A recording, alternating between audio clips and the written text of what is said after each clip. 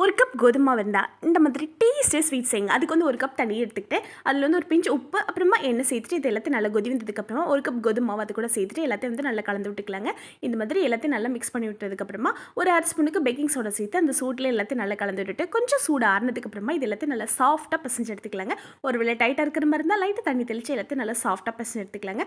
அதுலேருந்து ஒரு பகுதியை மட்டும் எடுத்து நல்லா சப்பாத்தி கட்டையில் வச்சு தேய்ச்சிட்டு இது வந்து லேஸாக இல்லாமல் கொஞ்சம் தடிமனாக இருக்கிற மாதிரி தேய்ச்சிட்டு இது வந்து கத்தி வச்சு நல்லா குட்டி குட்டி பீசஸாக நம்ம வந்து கட் பண்ணி எடுத்துக்கலாங்க. எடுத்ததெல்லாம் மொத்தமாக வச்சுட்டு ஒரு ஓரமாக வச்சுக்கலாங்க. அடுத்ததாக வந்து ஒரு கப் அளவுக்கு வெல்லம், அதில் ஒரு 1/4 கப்புக்கு தண்ணி சேர்த்துட்டு ஒரு 2 ஏலக்காய் பிச்சு போட்டு அது வந்து நல்ல ஒரு அரை கம்பி பதத்துக்கு நல்லா கொதிச்சு வரட்டுங்க. அதுக்கப்புறமா நம்ம கட் பண்ணி வச்சுருக்க பீசஸ் எல்லாம் நல்லா வந்து ஃப்ரை பண்ணி எடுத்துக்கலாங்க. ஃப்ரை பண்ண இந்த பீசஸ் எல்லாம் நல்லா வந்து இங்கே தேன் மாதிரி ரெடியாக இருக்க நம்ம சக்கரப்பாகில் உள்ள சேர்த்துட்டு இது எல்லாத்தையும் வந்து நல்லா இங்கிட்ட ஒரு புரட்டு அங்கிட்ட ஒரு புரட்டி நல்லா வந்து இதை ஊற விட்டுட்டு வெளியில் எடுத்து வச்சு சூப்பராக சாப்பிட்டு என்ஜாய் பண்ணுங்கள். ரொம்பவே ஆரோக்கியமான ஸ்வீட் அட்டகாசமாக ரெடி ஆயிடுச்சு.